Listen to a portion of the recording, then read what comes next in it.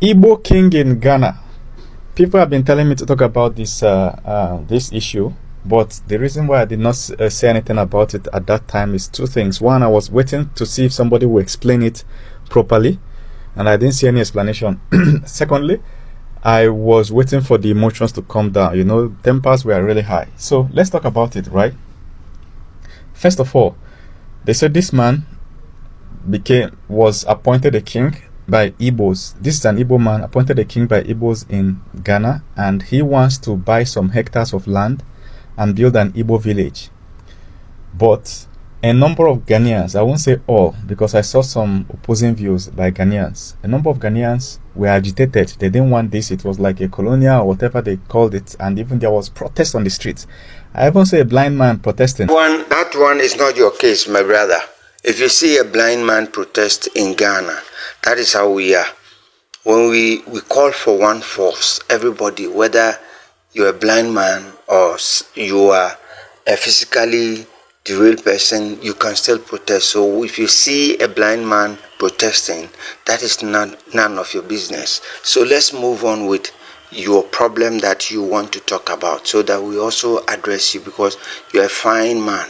And I like how you started professionally. I like how you started, and I think we are going to have a good conversation. Please, this is Snapp-View React. Kindly subscribe and share. Make sure you subscribe and share so that anytime we upload a video, you'll be the first person to watch the video. And make sure you bring out your comments devoid of insult. Make sure you like this video. Kindly watch the video to the fullest. Please, let's listen to this very honorable man. Watch the video. The sea road, they protest. But let me show you something before I continue. There is a Ghana village in Nigeria. Many people don't know, because Nigerians are not protesting. Okay, if you go to Festac, you'll see there's a Ghana village, and there are even Ghanaians making videos living there. And if you go there, you'll see second, third generation Ghanaians living there, no problem. All right. Also, if you go to different countries in Africa, okay, you will see Fulani villages. In Nigeria, every single state has 3, 4, 5 different Fulani, or what do you call it?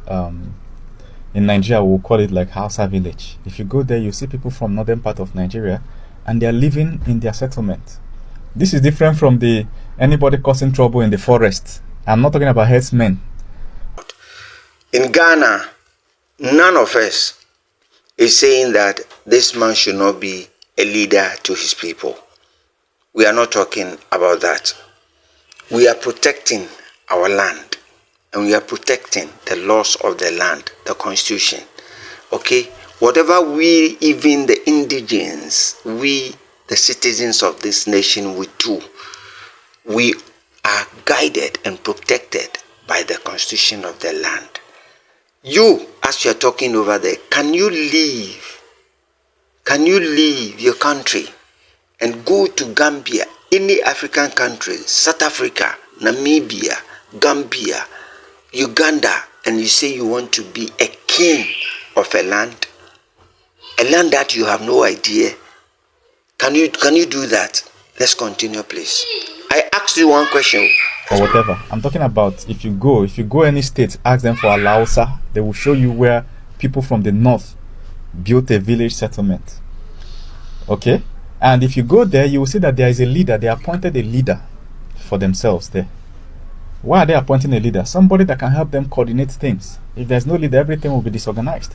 So sometimes when government want to communicate with this settlement or these people, they just invite their leader over to government house and say, okay, from now on, we want to relocate you people from here to that place because we are building a road. Hope you understand clearly. The guy will say yes. He will now go and communicate to his people properly in the language they understand.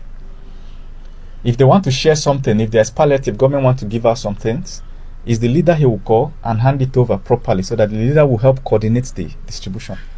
My brother, maybe you've not come to Ghana, and maybe, I don't know whether you are in Ghana, but credit to IFN TV.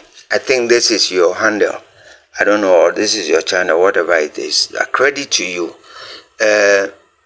I've always said that you are a nice person, that your tonation, even the way you are talking, means you're a gentleman. But there are certain things I need to tell you, or also need to educate you in our land. I am a full-blown Ghanaian. I was born and bred dead in Ghana. I grew up, I schooled, I did everything. I read the constitution as I'm supposed to do as a Ghanaian. In our land, you don't wake up and come into our land and begin to run about, going around, calling yourself a king.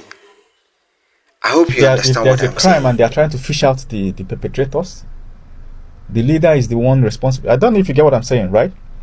Now, when these people appoint their leader, nobody goes there to come and say, why did you appoint a king or a leader or whatever? So what you notice is that from this angle, I don't know this Igbo king. I don't know him. I don't know what he has done in Ghana. If he has committed a crime, you people should report him to police. So, do you understand? But I'm just explaining what the Igbo king means. So, in every country in the world, there are Igbo communities, and they often elect a leader. All right. Now, in Igbo land is the only tribe in the whole world that don't have kings. Go and check it; it's on record. So, in Igbo land, there are no kings, right? Because even in Igbo language, there is no word for king. The word people substitute. You can never be a king, because we have our authorities, those who are in help of affairs, we have people, we have one particular tribe that has that kind of monarchy. And for instance, being a king, you need so many things to constitute that kingdom. Does he have it? You have not even been gazetted by any laws of this land. We say we want him to be a leader of his whatever. That one we do not care. But to become a chief, now he's changing his mount every day, now and then. Today he says he's a king. People address him as Royal Majesty. Today he says he's a chief. Tomorrow he said he's that. And would you allow for someone who has not gotten what you wanted yet in Ghana, okay, installing lot of sub-chiefs in the whole of When the Ghana? colonial Have you seen masters some came, before? is the word for chief priest. Somebody like me that do juju. The chief priest of the village. That is the spiritual consultant of the village, the spiritual guide. We're talking about native doctor, the babalawo, the what do you call it? Whatever. You get the idea, right? That word is eze. That eze there does not mean king. If you're an Igbo speaker, the proof is Ezemo does not mean king of the spirit. It means chief priest. Now, what if the person is a female? They say Ezenwai. Ezenwai does not mean female king. Ezenwai mean like queen of the coast, or female chief priest, or female spiritualist. If you're into spirituality, he can be king to lead his people by a leader. Ezenwai. And that is correct. Even in Angologan, there's a place in Kumasi where we have the king himself, the Otumfo himself. There are a group of people who are called the Angologans. They did not wake up one day and become the Angologan in Kumasi, where we have Angologan Junction. They have to consult the law by going to the king and ask for permission. Ask this Igbo person, man, who have he consulted to become a king in Ghana? When we are talking, you guys should use certain things. We don't talk anyhow. Thank you, ladies and gentlemen. And also, make sure you follow this guy on TikTok. Thank you. Credit to you, brother. Bye-bye.